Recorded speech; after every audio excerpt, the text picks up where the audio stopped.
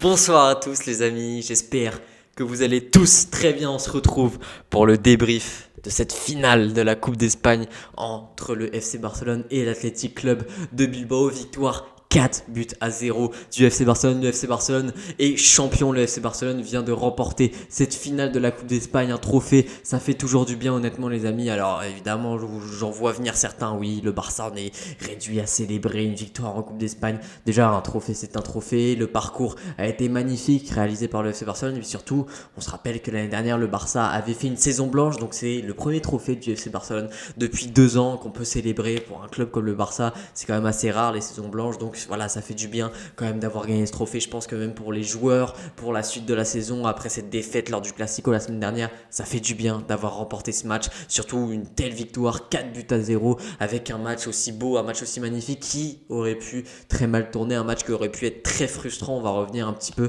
sur ce match. On va essayer de débriefer un peu avant. On va essayer de revenir un petit peu sur le parcours de ce FC Barcelone en Coupe d'Espagne. On se rappelle de ce match face à Grenade où on a sué jusqu'à la dernière seconde, où voilà, le Barça dans les dernières minutes de ce match marque 2 buts avant de s'imposer en prolongation avec voilà, un match exceptionnel, un match plein d'émotions, un match où on a eu peur. C'était dès les quarts de finale. En demi-finale, le FC Barcelone qui bat le FC Séville en perdant 2-0 à l'aller, puis 3-0 au retour. Pareil, avec un match exceptionnel où on est passé par toutes les émotions, où le Barça encore une fois marque à la dernière seconde avant de s'imposer en prolongation. Donc voilà, ce trophée il est beau, ce trophée il fait plaisir, ce trophée il nous galvanise pour la suite de la saison, que ce soit pour les joueurs ou pour les supporters. Ce trophée il nous fait du bien, et ce trophée, voilà, on en est tous fiers à l'heure actuelle, parce qu'il y a aussi la manière d'avoir remporté ce trophée, comme je viens de le dire, avec les remontadas à Séville, à Grenade. Et ce match ce soir où voilà, on a eu cette première mi-temps qui était extrêmement frustrante, où Bilbao refusait clairement le jeu dès les premières minutes.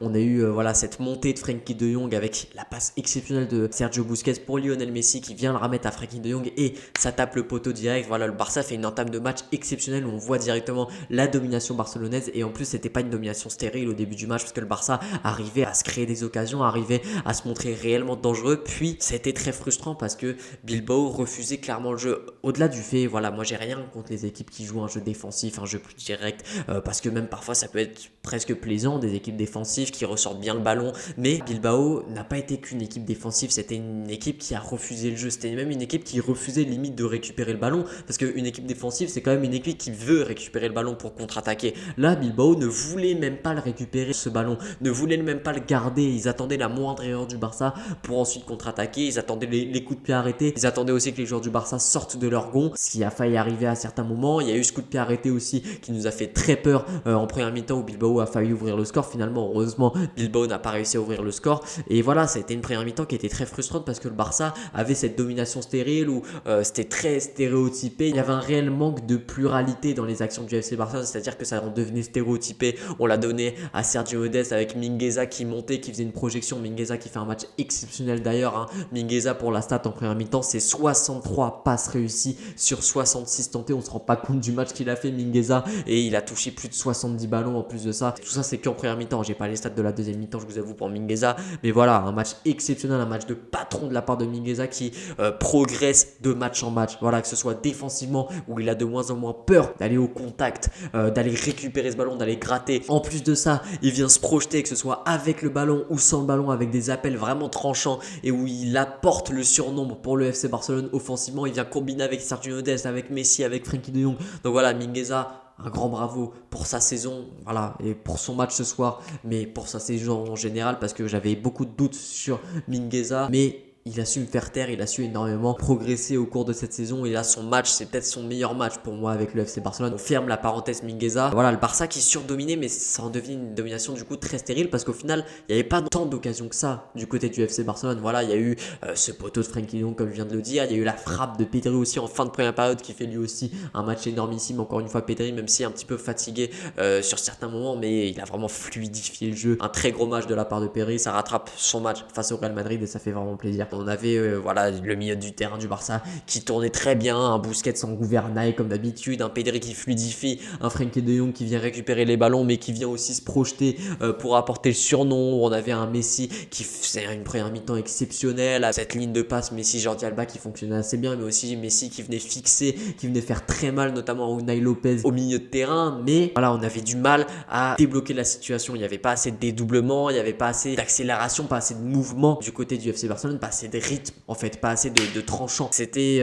assez compliqué. 86% de possession quand même le Barça en première mi-temps, et c'est pour ça que je dis que c'était scandaleux la manière dont Bilbao joue en finale de Coupe d'Espagne, parce que tu refuses complètement de jouer au football. J'ai rarement vu une équipe refuser autant de jouer au football. Même les Cadiz et Retafe, c'est des équipes qui jouent en football très défensif mais qui au moins souhaitent récupérer le ballon. Voilà, là Bilbao ne souhaitait même pas récupérer le ballon. Mais voilà, en deuxième période, le Barça a encore plus fluidifié son jeu et en plus de ça a été beaucoup plus tranchant, voilà, avec un Messi qui venait vraiment fixer les défenseurs de Bilbao avant de la décaler à droite, d'abord sur Sergio Dest qui la centre très bien sur Antoine Griezmann, qui fait l'appel au premier poteau, qui fait tout bien sur l'action Antoine Griezmann, si ce n'est qu'il aurait peut-être pu faire un petit piqué, mais honnêtement c'est plus facile à dire qu'à faire dans cette situation. Il avait très peu de temps pour réfléchir, mais Unai Lopez fait un arrêt titanesque et ensuite Unai Lopez qui refait un magnifique arrêt. Cette fois c'était sur Sergio Busquets il me semble, sur un centre, il y a un petit cafouillage et il refait un arrêt de sa cuisse exceptionnel. Unai Simon, pardon, pas Unai Lopez, le gardien de l'Athletic Bilbao qui voilà est un excellent gardien, on le sait, c'est le gardien titulaire en équipe d'Espagne. Il a fait sauter De Gea et Kepa, donc voilà, c'est vraiment un excellent gardien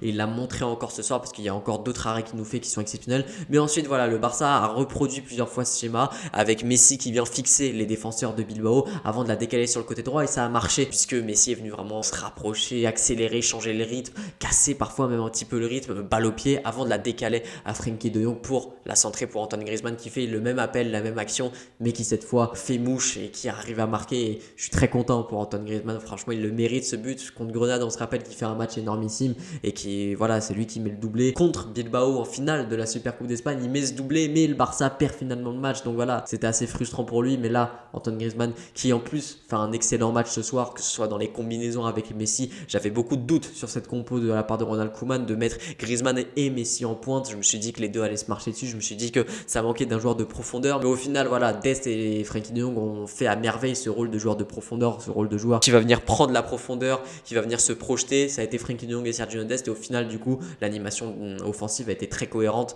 Mais voilà, du coup un grand chapeau à Ronald Koeman, parce que j'avais aussi pas mal de doutes sur cette compo ce soir, aussi sur Gérard Piqué. Pour moi ne devait pas être titulaire, mais il a fait un vrai match de patron, il m'a fait taire Gérard Piqué, donc bravo pour m'avoir fait taire et pour le match qu'il a réalisé ce soir. Mais voilà, du coup à partir du moment où le Barça a débloqué la situation à la 58e minute, c'est allé très vite parce qu'à la 74e minute il y avait déjà 4-0. Donc voilà, en 14 minutes le match s'est fait, tout simplement parce que une fois qu'il y a eu un 0, Bilbao a dû jouer au football et Bilbao a laissé plus d'espace, donc le Barça a beaucoup plus eu d'espace pour s'exprimer. Le Barça a pu jouer son football et voilà, là ça a tué directement derrière avec ce but de Frenkie de Jong qui cette fois-ci n'a pas été sur le côté droit mais était dans la surface. Et en plus le rush qui fait Frenkie de Jong avant ce but où il part au niveau de la ligne médiane et il vient éliminer 3-4 joueurs du Bilbao avant de la donner, et ensuite il vient dans la surface. Donc voilà, de base il part sur le côté droit, il élimine des joueurs puis il vient dans la surface mettre ce but. Donc voilà, Frenkie de Jong, pour moi avec Mingueza c'est l'homme du match ce soir, Frenkie de Jong, parce que c'est des hommes de l'ombre et c'est les hommes qu'on doit récompenser ce soir parce qu'ils font tous les deux un match,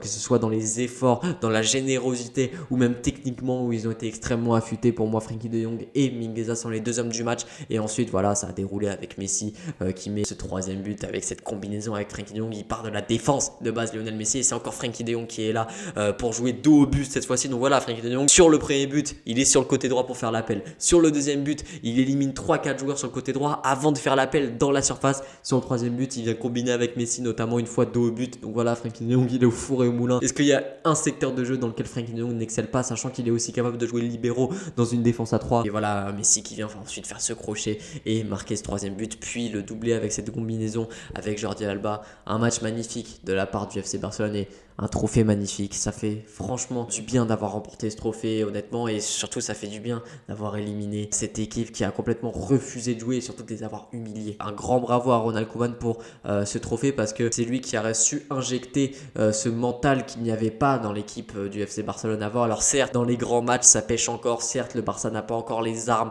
pour affronter les très grosses écuries européennes et parfois même espagnoles. Certes, le Barça a encore pas mal de soucis. Mais là, le Barça, ce soir, vient de remporter un trophée. Le Barça vient de livrer un match de patron et qui résulte d'une compétition où le Barça n'a livré que des matchs de patron. Le Barça a montré que cette équipe progresse, qu'il y a quelque chose à faire pour l'avenir avec ce groupe, et ça c'est en grande partie grâce à Ronald Koeman. Et encore une fois, ce soir j'avais énormément de doutes sur la titularisation de Gérard Piqué, sur celle d'Antoine Griezmann, où j'avais peur qu'il n'y ait pas ce joueur de profondeur qui vienne faire les différences, mais il m'a fait taire clairement. Donc merci à Ronald Koeman pour ce trophée, merci aux joueurs du FC Barcelone aussi. Voilà les gars, on a le sourire ce soir, on a le sourire. J'espère que cette vidéo vous aura plu. C'était Franek, partagez, likez, abonnez-vous. Ciao. Campeone, campeone.